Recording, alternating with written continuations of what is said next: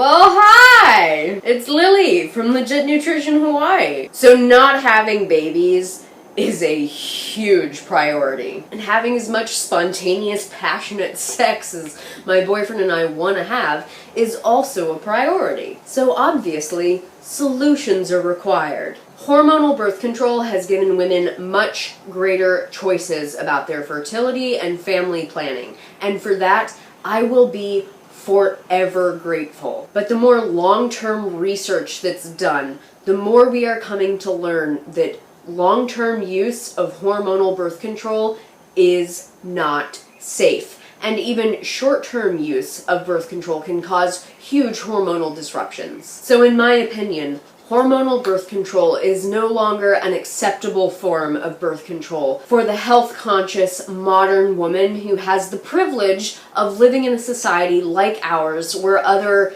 equally as effective methods are available. So, as you may or may not know, I did choose to be permanently sterilized via laparoscopic tubal ligation. It was purely my choice. I did it for me to guarantee that my preference for being child-free is indefinitely honored for the rest of my life, independent of partner, future healthcare access, or any other factor. If you want to hear about how I convinced my doctor to do this when I was only 24, watch this video. So my fallopian tubes were cauterized via a small incision in my belly button while I was under general anesthesia. See? There's the scar. It did make my belly button a little crook. See? It goes to one side.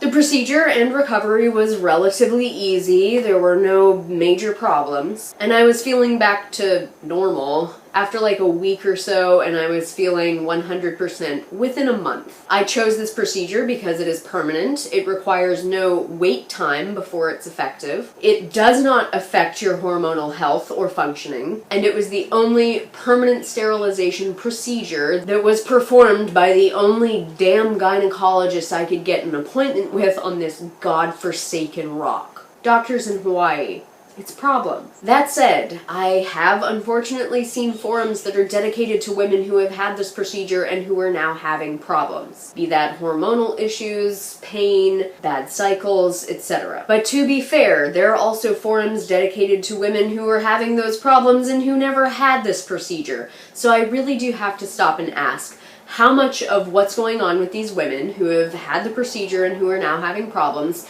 is caused by confounding lifestyle factors like shitty diet, a lot of stress, poor self-care, or other underlying medical issues? Because let's remember, a lot of women's health problems are caused by or aggravated by poor diet, and most of this country has very poor diet. So all I can say here is laparoscopic tubal ligation is one of the most common procedures that is performed in this country. My experience and the experience of millions of other women have been very positive and with no side effect. As with any procedure, there are risks, and those need to be weighed and discussed with your doctor. I can say, personal experience, almost 4 years later, I am still extremely happy with my choice. There are other options for permanent sterilization, if permanent is what you're looking for. When I was looking at permanent procedures, I was also interested in the Assure procedure. So during Assure, you're fully conscious, but your doctor gives you a little Valium to help you relax. Your doctor inserts little metal spirals into your fallopian tubes, and these little metal spirals cause scar tissue to form, which blocks off the fallopian tube and keeps your egg from reaching your uterus. I was about to recommend Assure to you guys, but then I found a forum that was dedicated to women who have had Assure and who are having horrible problems and pain. But in this case, the cause is obvious. Thousands of women who have had Assure are now in horrific pain because, as it turns out, those little metal spirals are capable of migrating through your tissues. And that is awful and terrifying and requires more surgery. Now, there have also been hundreds of thousands of women who have had Assure with no problem. But in this case, the risks might be a little bit bigger. The other problem that I see with Assure is that there's a 3-month wait time before it's effective, because it takes time for the scar tissue to form around the spirals. So to make sure that the procedure was effective, at 3 months after your procedure, you have to go in for a follow-up, at which point they use special dye and ultrasound to see whether or not any fluid is capable of getting past the scar tissue. During this 3-month wait time, you have to sign a contract that says that you are not going to have any unprotected sex, because if you do, there is a much higher than normal likelihood that you are going to end up with an ectopic or fallopian tube pregnancy, which can be deadly, y'all. So, incidentally, my sister had the Assure procedure like 7 years ago, I think, and the last time she debased herself to talk to me, she, as far as I know, hadn't had any problems. As with any procedure, comes with risks. Those risks need to be researched, weighed, discussed with your doctor so you can make the right choice for you. So if you do want the option of preserving your fertility for later on, I also have a few recommendations for contraception. The most effective is spending time with infants, toddlers, and teenagers. They are absolutely horrible, and after 24 hours of uninterrupted time with these beasts, you will probably be ready to shop back out your own uterus, which is a procedure I advise against. Alternately, there are a few other proven safe and effective methods. I highly, highly recommend non-hormonal copper IUDs, intrauterine device, not DUI.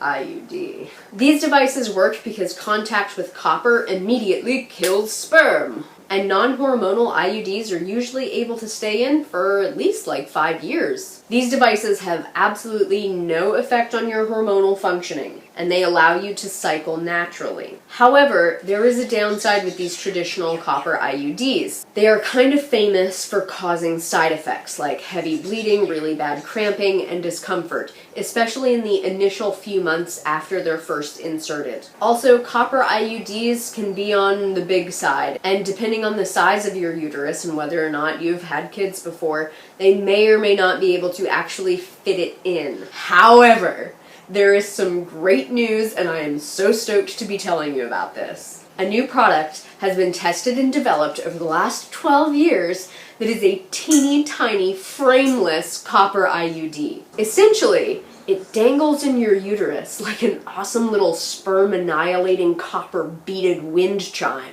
And due to its small size, it has hugely reduced rates of side effects, and you can jam it into just about any uterus, no matter how petite. One major drawback of IUDs is that it's a foreign object in your body, so there's a little bit of discussion about like how much your immune system responds to it. But obviously, millions upon millions of women have had copper IUDs inserted, and they have lived with them, preserved their fertility, and managed not to get pregnant for that whole time. And that is awesome, so I'm not especially concerned about the small immune reaction that you could have, especially if you're eating an overall great diet. And also, the whole foreign object theory could also be applied to a fetus. So, fair trade as far as I'm concerned. I will end with, had I wanted to preserve my fertility, I would have chosen a small frameless copper IUD. The other option I think is wonderful is the Lady Comp. It's a small little computer type device, and it is a little bit expensive, but it lasts for a long time. So the investment is certainly worth it as far as I'm concerned. And with slightly different software, you can also convert it into a device that will help you get pregnant in the future if having babies is a risk you're willing to take. Are you getting the idea? I'm not a big fan of babies. So basically, you keep the Lady Comp by your bed, and when you wake up in the morning, you grab the little thermometer and you take your temperature. And based on this temperature, the Lady Comp automatically tracks where you are in your cycle and lets you know if you are at risk for being impregnated. When you are at risk, you either have to abstain from having sex or use some kind of barrier method like a condom. The Lady Comp is really similar to the natural fertility charting methods, except it takes all the guesswork out and you don't have to play with your vagina mucus every day. I know, they took out all the fun stuff. Also, studies have been done, and when used properly, Lady Comp has been shown to be equally or more effective as taking the pill. However, Lady Comp can only be used on women who have natural cycles and are over the age of 19, because when you're under 19, your cycle is not as predictable. I think Lady Comp is a great option, and it is one that I would have pursued had I felt like I had the restraint required to abstain from unprotected sex during my ovulating days. But for better or worse, those days are the days when I want to have thousands upon thousands of Levi's gorgeous babies. He's a good-looking man. Biological urges. How quaint. I also want to specify, since I have many younger viewers, that these options are great and allow you to have unprotected sex without getting pregnant, which is just lovely when you're in a long-term monogamous relationship. If you're not in an exclusive relationship and you're sexually active, use condoms. Vegan condoms are ideal, but for fuck's sake, if the choice is between unprotected sex and a non-vegan condom, use the condom. The potential consequences of having unprotected sex are never worth the potential pleasure. It probably won't be that good anyway. Unplanned, unwanted pregnancy is nothing to joke about. Sexually transmitted diseases, definitely nothing to joke about. I get it. You're younger, and asserting your boundaries is a little bit harder. But I'm going to tell you right now that if a new partner is trying to pressure you into having unprotected sex with them, they do not respect you and your well-being enough to have earned the right to be inside you. Okay? That's just some advice from Auntie Lily. So, to sum all this up, when you're choosing a contraceptive method, use one that is non-hormonal. Beyond that, the choice is up to you. Educate yourself, weigh the pros and cons, discuss the options with your doctor. Questions, comments, and your experiences below, please, if you don't mind sharing. Thumbs up if you are stoked to have an uninhabited uterus. And until next time, make better choices for your uterus, your ovaries, and the rest of your sweet self. And remember, if you already have kids, no one else likes your kids as much as you like your kids, so please teach them manners and take really good care of yourself.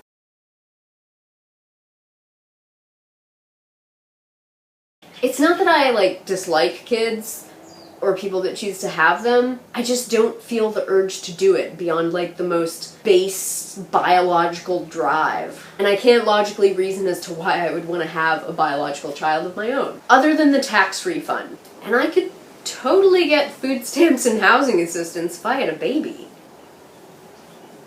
Levi! Babe? You wanna come here a sec? See, that's why I made it impossible, because I'm a selfish asshole.